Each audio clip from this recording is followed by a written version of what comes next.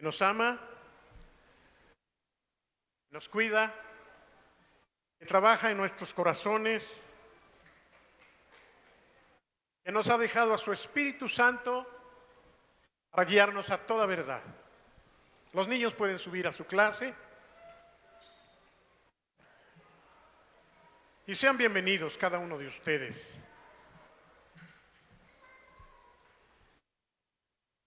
Saludo a cada uno de ustedes hoy,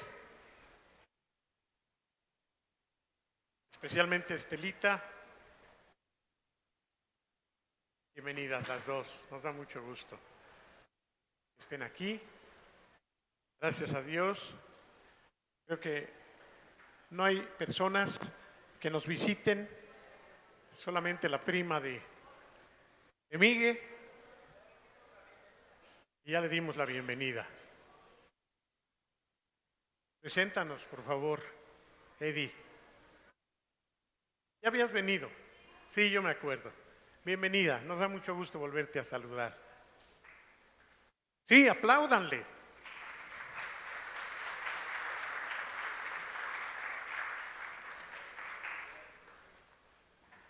Vamos a orar, Señor.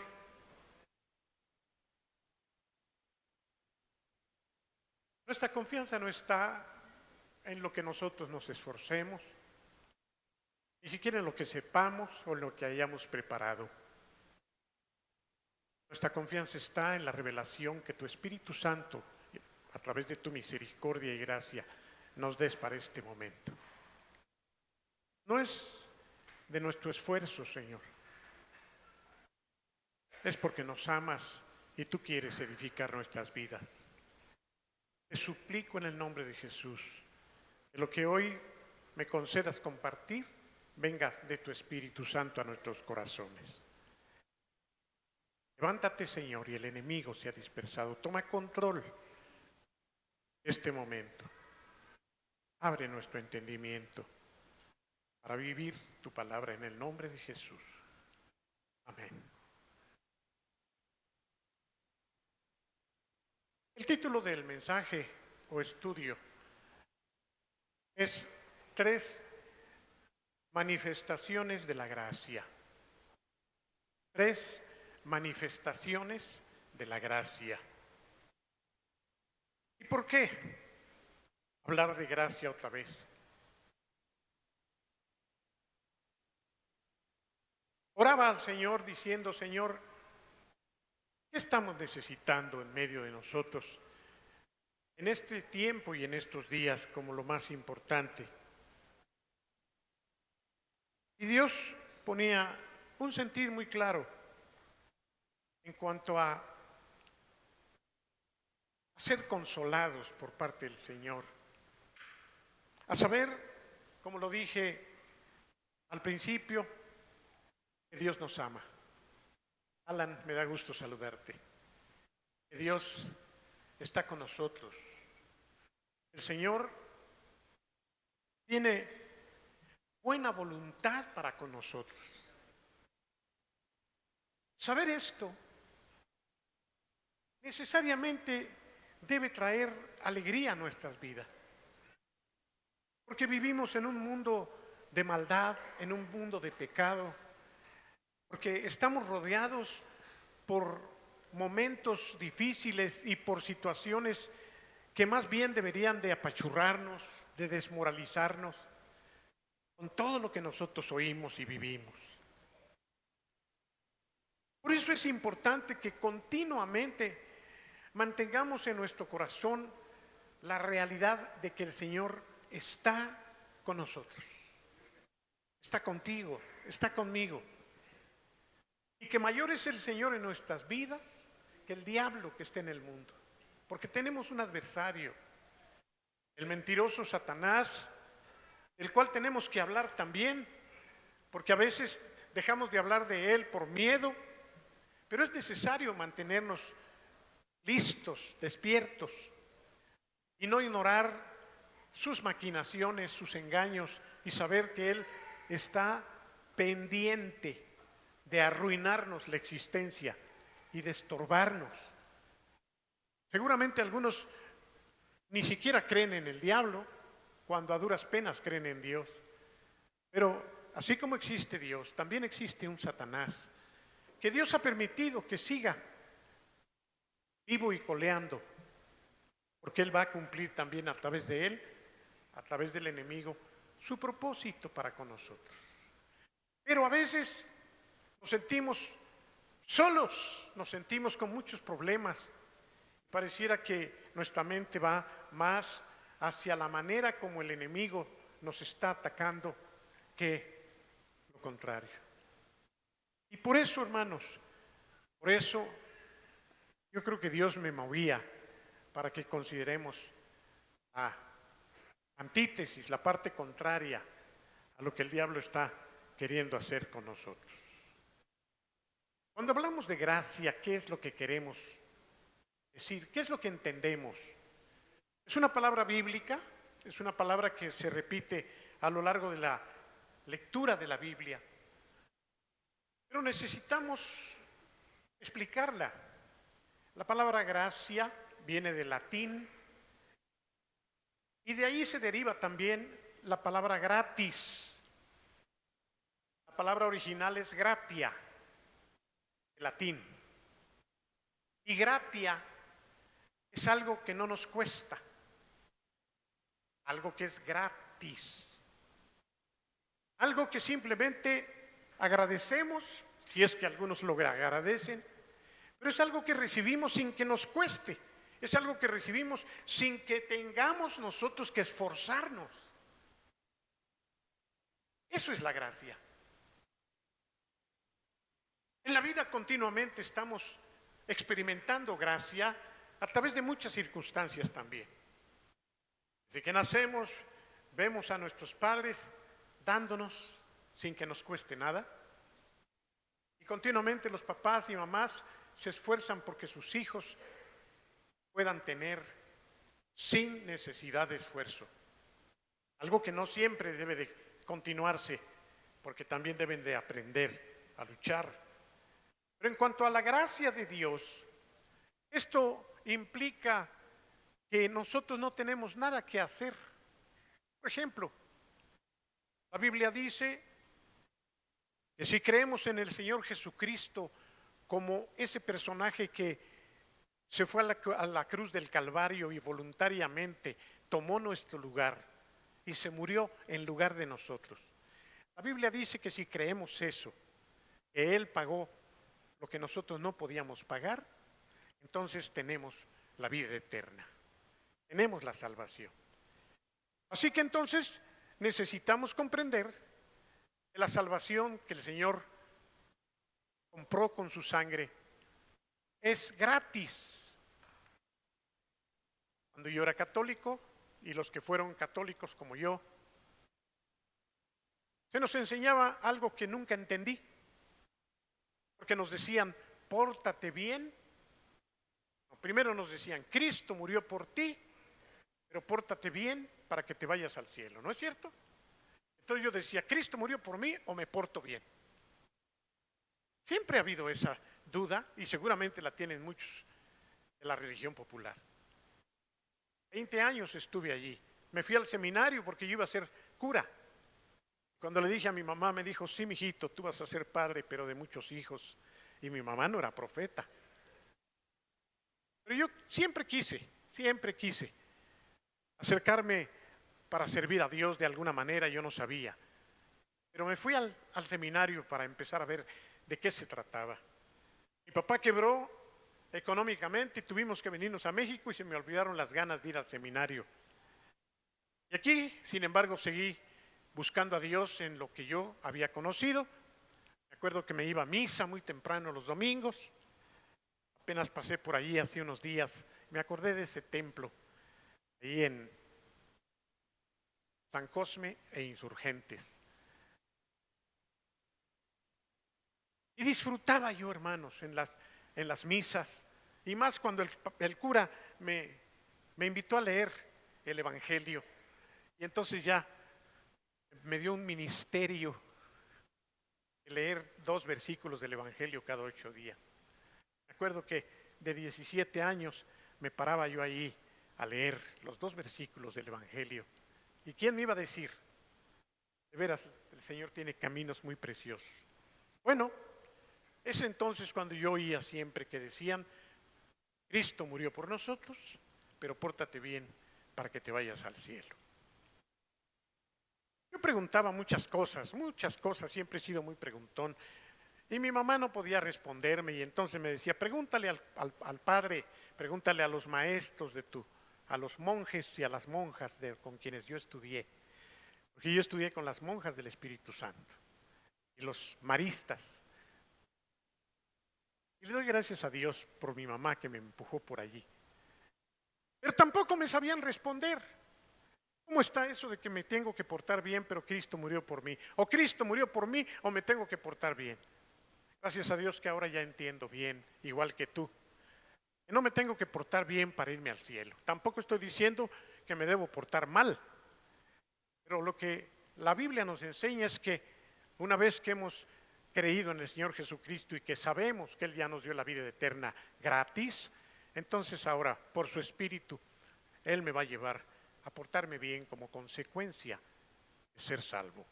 No para obtener algo, sino como fruto de que ya obtuve la vida eterna.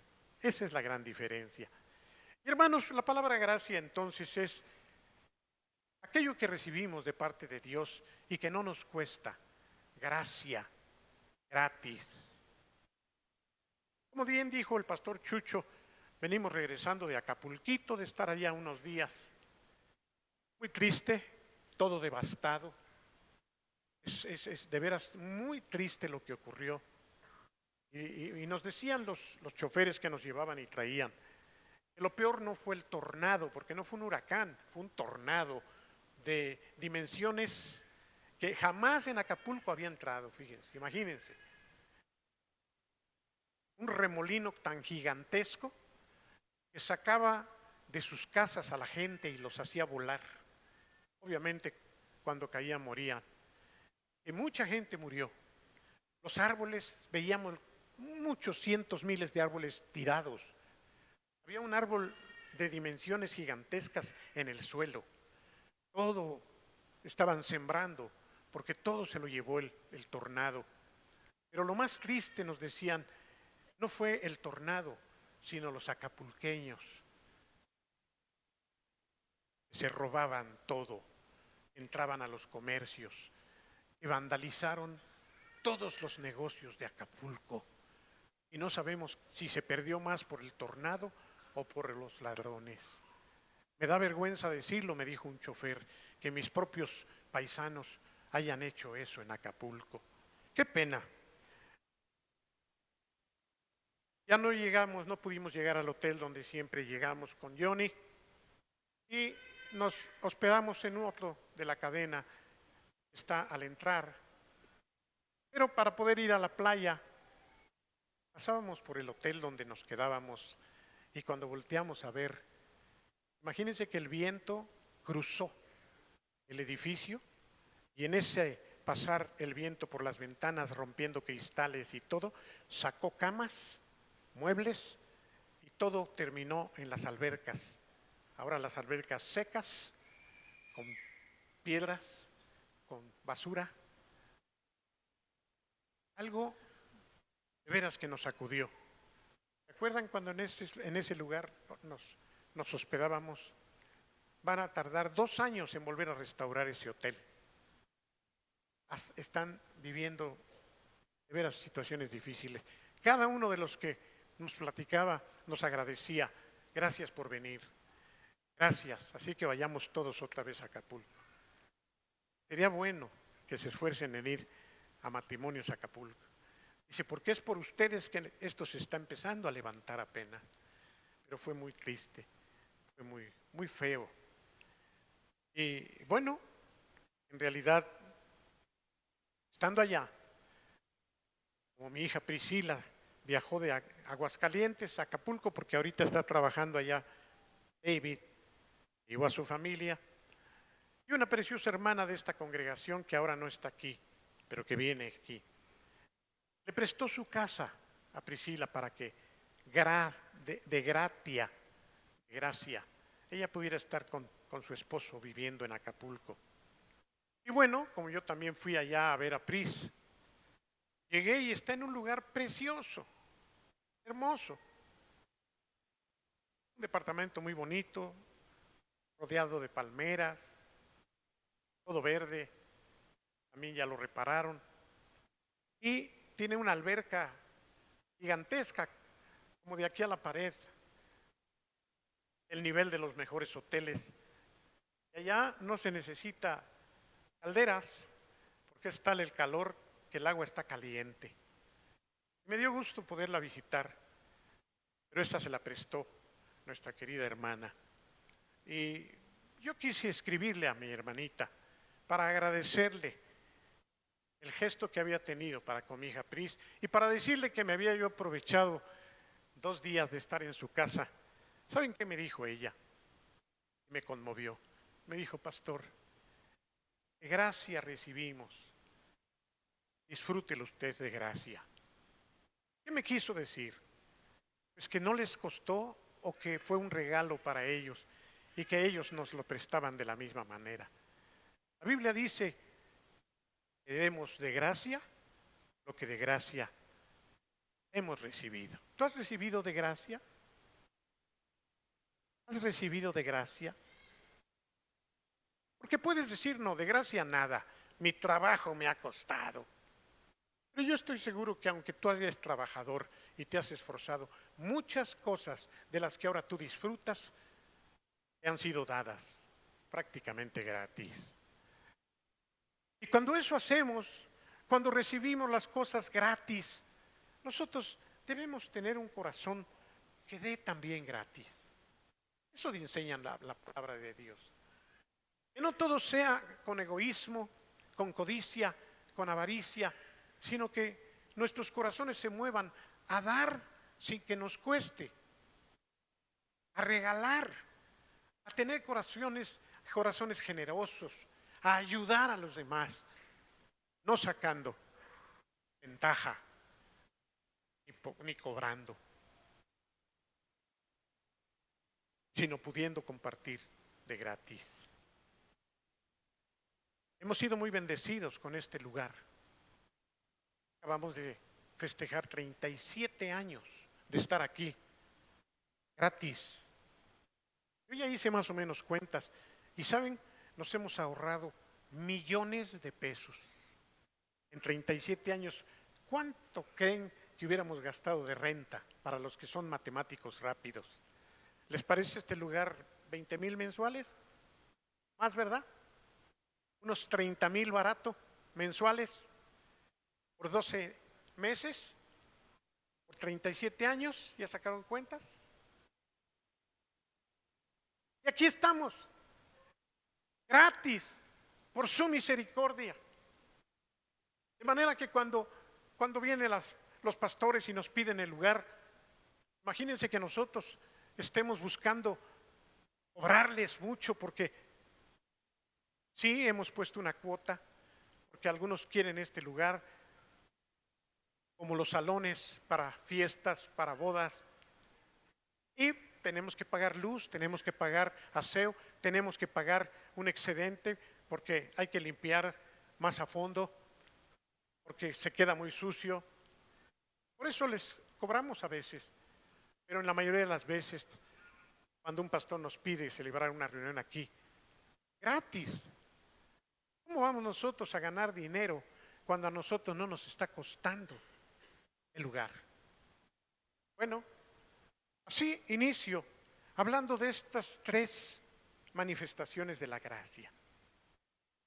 Pastor, disfrute mi casa porque de gracia recibí y de gracia se la comparto. En la Biblia existen muchos pasajes que nos hablan de la gracia de Dios, con ejemplos muy preciosos. Escogí solamente 3 por causa del tiempo.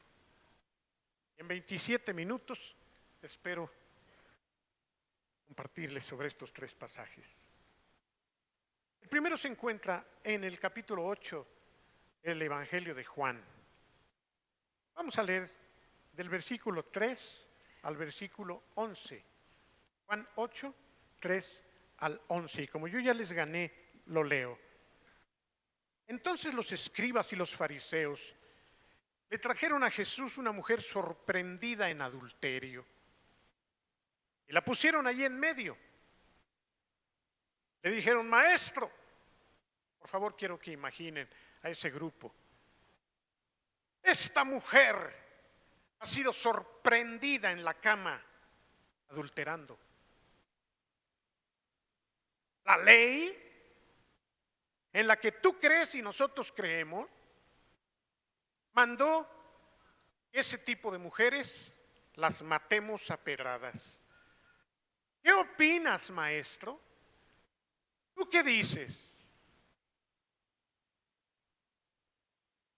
Era la 1:30 de la mañana cuando me desperté, porque me faltaba todavía terminar mis apuntes y ya no me pude dormir, así que hoy llegaré a dormir muy temprano. Pero desde entonces empecé a meditar, de manera que hasta un canto me vino a la mente, a ver si me acuerdo y después se los comparto, basado en este pasaje. Quiero imaginarme aquellos hombres presionando a Jesús: cumple la ley dice, no puedes dejar de cumplirla, danos permiso, vamos a matarla. ¿Conoces gente así? Digo que sí, conoces. Gente vengativa, gente justiciera, gente que le gusta hacer justicia por su propia mano. La Biblia dice, vamos viéndolo, miren. Dice la Biblia que le tentaban, porque si Jesús decía mátenla para cumplir la ley, entonces lo iban a acusar de que él les dio permiso de matarla y nadie podía matar a nadie más que el César. Pero también si decía no la maten, perdónenla, entonces le iban a acusar de no cumplir la ley. Siempre tramposos sus adversarios, pensando, si no es por un lado, por otro, pero lo pescamos. A más que nos diga, cumplan la ley, y de inmediato lo acusamos de que él nos dio permiso de matarla. Y si dice perdónenla, le vamos a decir que es alguien que no cumple con la ley. Pero dice la Escritura que los que le preguntaron eso, imagínenlos por favor, tenían ya en la mano las piedras. Estaban casi seguros que el Señor diría, cumplan la ley. Ya las tenían aquí, no las iban a recoger. ¿Tú qué dices, Señor?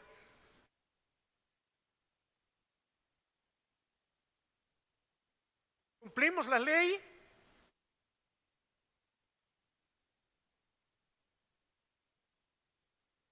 Y como insistieran en preguntarle, porque Jesús los estaba ignorando, él estaba escribiendo en la tierra. No nos dice qué escribía, pero no estaba poniéndoles atención. Y entonces Jesús les dijo, lo voy a parafrasear: sí, mátenla, cumplan la ley, pero cúmplanla bien. La ley dice que no solamente a las adúlteras, sino a todos los que pequen necesitan matarlos a pedradas. Cúmplanla.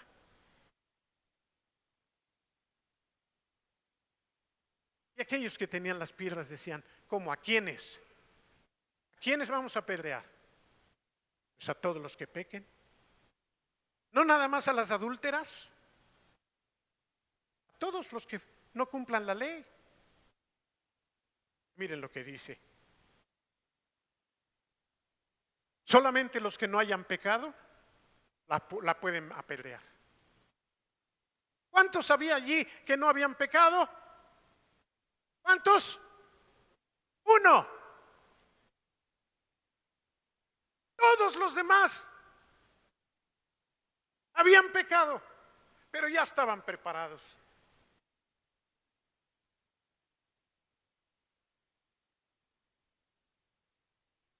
Porque miras la paja la basurita en el ojo de tu hermano y ni cuenta te has dado del tronco que traes en tu ojo. Y cuando les dijo eso, mátenla, pero maten también a todos los que hayan fallado. Volvió a inclinarse y volvió a escribir en la tierra. Cuando ellos oyeron esto, versículo 9, acusados por su conciencia. ¿Qué quiere decir eso? Meditando sobre ellos mismos y lo que habían hecho. Ah, caray, entonces no nomás las adúlteras. Yo también, porque yo también pequé. Mi conciencia me dice que yo también fallé. De manera que cuando fueron acusados en sus conciencias, dice el versículo 9, se fueron uno por uno, comenzando desde los más viejos hasta los últimos, y quedó solo Jesús y la mujer que estaba en medio.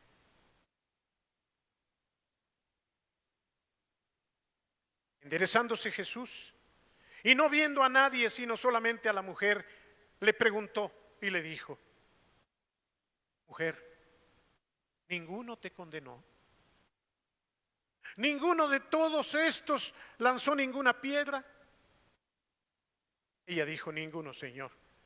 Entonces le dijo Jesús: tampoco yo te condeno. Vete y no peques más. Lo único que sí podía, porque él no había pecado, no tenía piedra en la mano, y la perdonó. ¿A eso se le llama gracia? Porque lo justo era que se cumpliera la ley. Claro, en todos, pero en ella quizá más. Alguien señaló, y siempre se ha considerado importante preguntar, para adulterar, ¿cuántos se necesitan? ¿A cuántos llevaron a condenar? ¿Solo a la mujer? ¿Y dónde estaba el hombre? Porque dijeron que la habían encontrado en la cama adulterando. ¿Por qué nada más tomaron a la mujer? ¿Y el hombre dónde estaba? A lo mejor era uno de los que gritaban. ¿Dónde quedó el hombre? El asunto es que solo llevaron a la mujer. Pero el Señor no la condenó. Él le dio su gracia. Solo le dijo: ya no peques más, pero tampoco yo te condeno. ¿Sabes que el Señor sigue siendo el mismo contigo y conmigo ahora? ¿Cuántos le fallaron al Señor? No ayer, hoy. ¿Cuántos ya pecaron hoy? Qué bueno que son poquitos. Qué bueno que los demás se conservan en santidad. Qué bueno que los demás luego me dicen cómo le hacen para mantenerse a las 11 o 10:30 de la mañana sin pecado, los que no levantaron su mano. ¿Y sabes qué hace el Señor con eso que hoy tú fallaste? Él te sigue diciendo: yo tampoco te condeno, porque mi sangre es suficiente para cubrir ese pecado de hoy, 14 de abril. Es verdad que hay condiciones para que su gracia se manifieste, y ahorita vamos a hablar de eso. Pero ahorita el Señor, lejos de estar viendo tu enojo de la mañana, tu grito de la mañana, déjame ver si le atino, tu desesperación de la mañana, ¿qué más? ¿Qué hiciste hoy? No necesito esforzarme mucho. Eso que tú cometiste hoy, el Señor sobre eso dice: no me olvido que tú eres mi hijo y que lo que tú cometas desde ahorita hasta que te mueras está cubierto con mi sangre, porque mi muerte no fue inútil. Me morí por ti y tú has creído en mí. Desde luego que eso no nos da libertad para pecar. Si dejamos de pecar, como lo dije al principio, es porque hemos recibido su gracia, de tal manera que como aquel que escribió el poema, lo vivió. Y nos mueve el infierno tan temido para dejar por el infierno de ofender a Dios. Y porque nos vaya a dar algo es que nos vamos a portar bien. Es que tenemos el cielo prometido. Yo no necesito ganármelo ya. Ya lo tengo porque creí en el Señor. Así que no me voy a portar bien para irme al cielo, sino porque ya estoy en el cielo es que me porto bien. Ni tampoco voy a dejar de pecar porque me vaya a pegar el Señor o me vaya a ir al infierno, porque tampoco va a pasar eso. Voy a dejar de pecar porque su amor es tan grande que prefiero amarle y aguantarme la tentación para que Él se ponga contento conmigo. Estas motivaciones ya no son ni por temor ni por conveniencia. ¿Cuáles son las 3 características que una persona que recibe la gracia de Dios la puede obtener? ¿Cómo es que la gracia de Dios puede aplicarse en una persona? ¿Qué piensan ustedes? Yo nada más consideré 3. Para que la gracia de Dios venga a mi vida, necesito 3 cosas.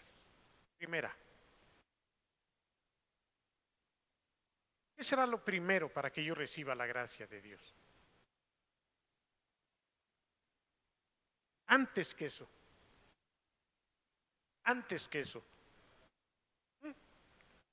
No. ¿Qué necesito para recibir su gracia? Primero, algo evidente.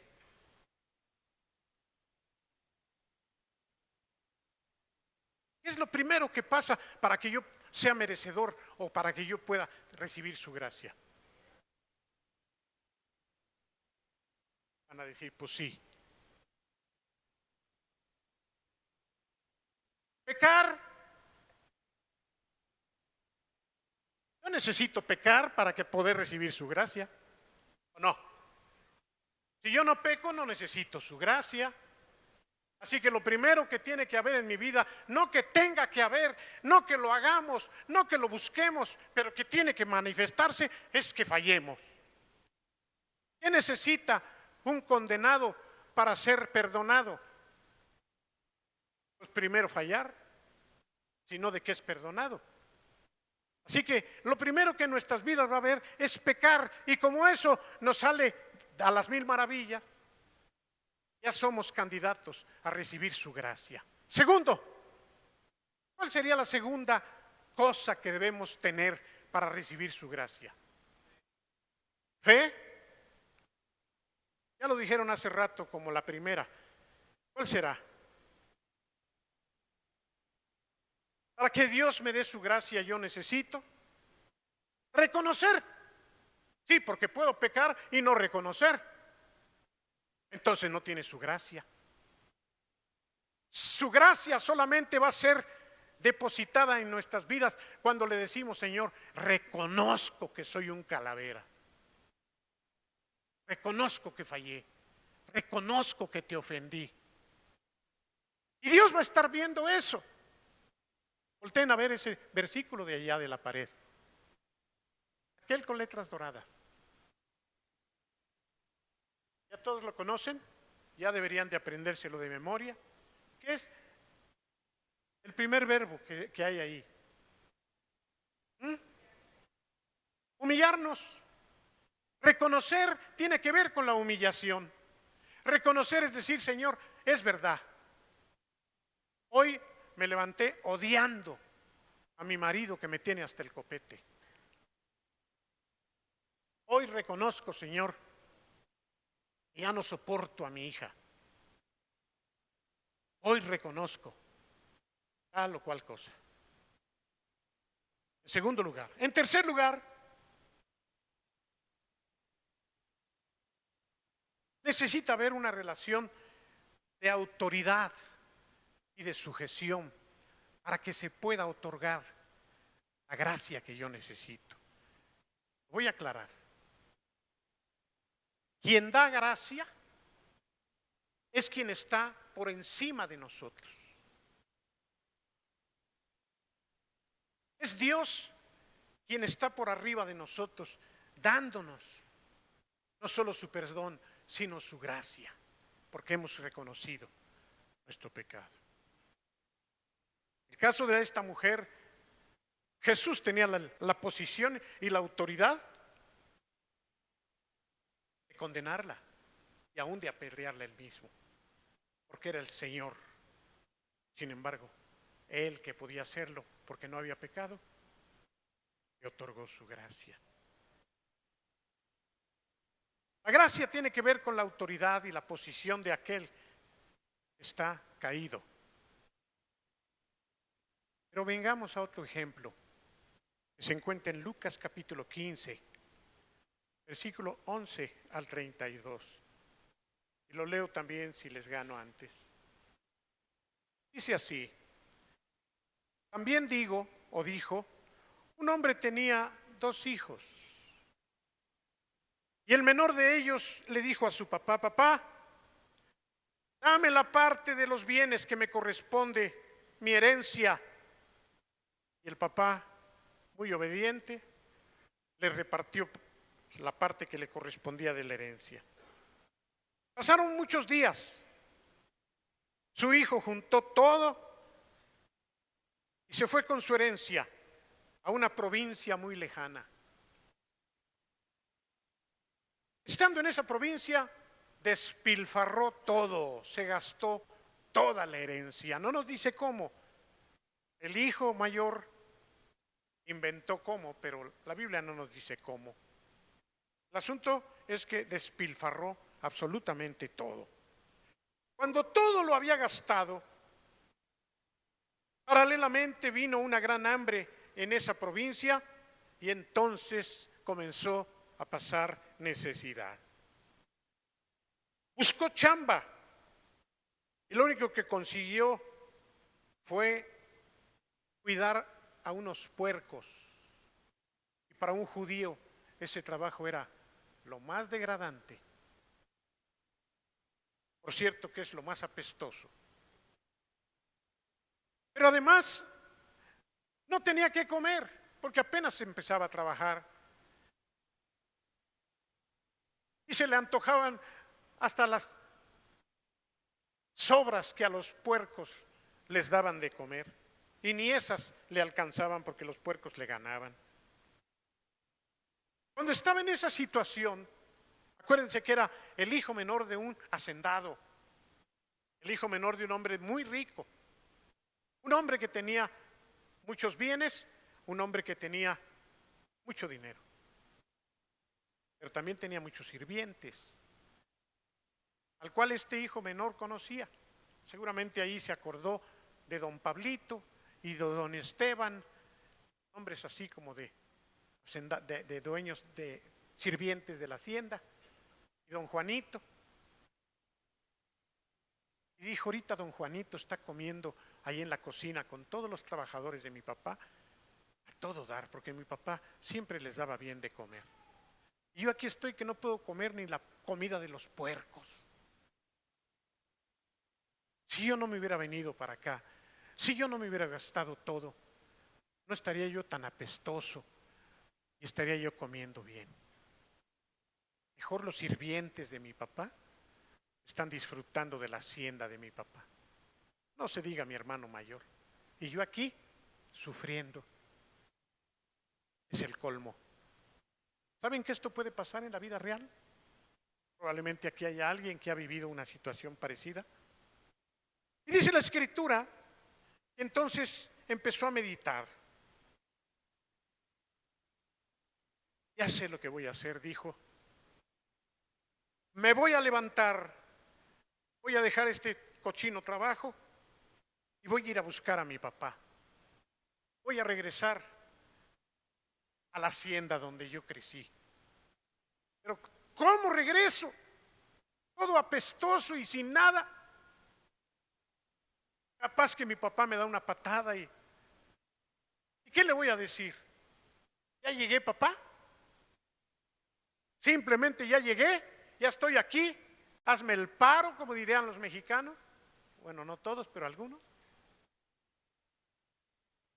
No, ya sé lo que voy a decirle. Papá, perdóname, la regué. Yo ya no soy digno de llamarme tu hijo. ¿Sabes? Dame chance de ser como uno de tus sirvientes.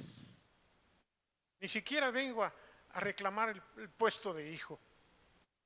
Déjame trabajar. Págame como le pagas a don Juanito. O menos si quieres, pero al menos dame de comer. Eso voy a hacer, pensó el hijo menor. Y se enfiló a la casa del papá. Dice la Biblia que cuando iba llegando el hijo a la hacienda, había un viejo, déjenme exagerar, viejo canoso, rígido, había orado mucho quizá, y salía todas las mañanas a asomarse al camino, y que ese día volvió a asomarse y a lo lejos vio venir a alguien, dijo, ¿acaso será mi hijo menor? ¿Es posible que sea mi pequeño? Y cuando él se iba acercando dijo, sí es mi hijo.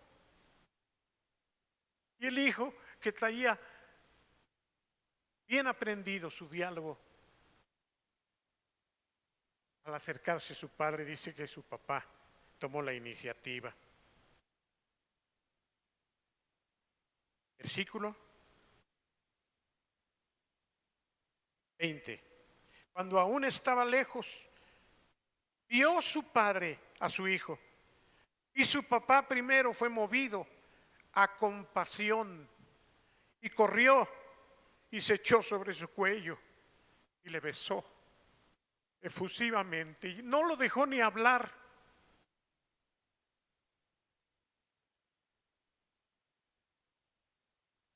¿Saben algunos aquí cuánto se oró por ustedes? ¿Y saben el gozo de volverlos a ver aquí? Especialmente aquellos que desviaron su camino, se portaron mal y se alejaron de casa, pero que el Señor en su misericordia tocó sus corazones y regresaron. No son muchos, pero sí hay algunos aquí.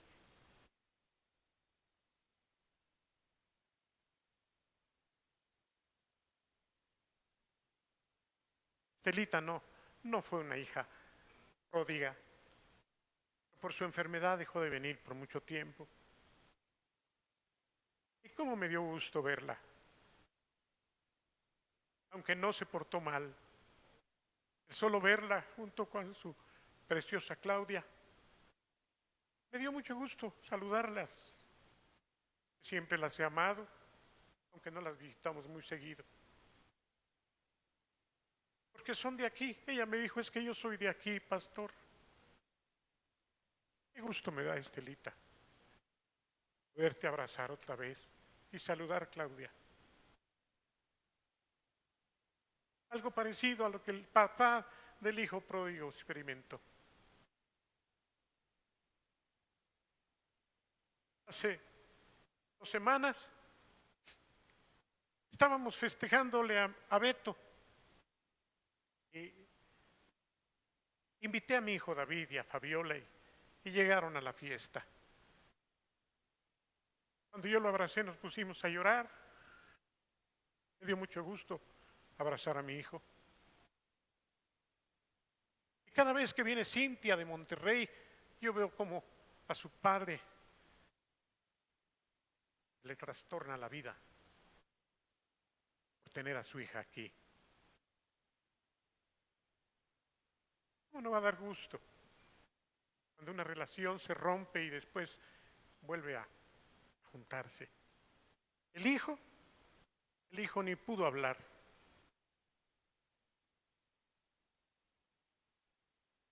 Solamente le dijo la primera parte: Padre, he pecado contra el cielo y ante ti, ya no soy digno de ser llamado tu hijo.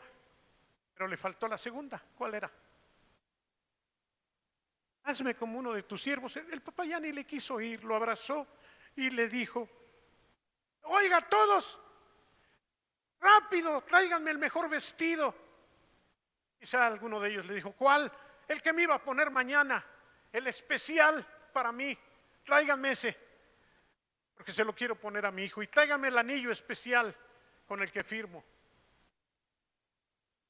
Claro que hubo otro hijo mayor que se sentía muy, muy fresco, muy sano, muy perfumado, muy santo, que se enojó, porque hay personas así que no comprenden.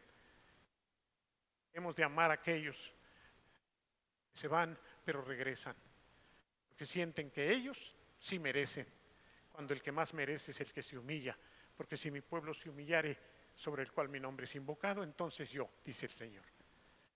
Y bueno, me quedan 2 minutos. El tercero, lo veremos después, se llama Mefiboset. ¿Se acuerdan de ese nombre? El hijo de Saúl, aquel jovencito que fue tirado por su nana y quedó paralítico, no podía caminar, lo tenían que cargar. Alguien que podría no valer mucho, pero un día el Espíritu de Dios trajo a la memoria este nombre o esta idea de hacerle bien a los descendientes de su mejor amigo, que había sido Jonatán. El rey David, lejos de matarlo como hacían los reyes con los sucesores de sus enemigos, lo trató con mucha gracia, igual que el papá del hijo pródigo, y lo sentó a su mesa para que comiera con él, y le regresó todos los terrenos y todas las riquezas y propiedades que eran de sus amigos, Jonatán. El rey David, lejos de matarlo, lo consideró como al hijo de su mejor amigo. ¿Sabes que ese es el corazón de Dios para con nosotros? El Señor sigue siendo un Dios de gracia. ¿Cuántos quieren recibir la gracia de Dios abundantemente? No dejes que el diablo te venga a decir que eres de lo peor.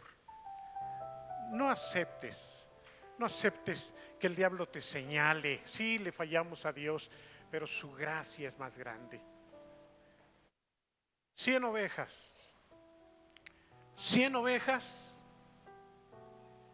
99 estaban bien cuidaditas, pero cuando las contó, el pastor pensó en esa que le faltaba. Guardó a las 99 y salió por las montañas a buscar a la que no estaba. Y cuando la encontró, ¿lo recordamos? ¿Lo cantamos? Y así nos vamos a despedir.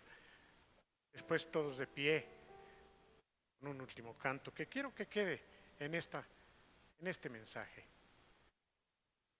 Venga, si tienen la pista. Si no, Sergio se la sabe de primera también.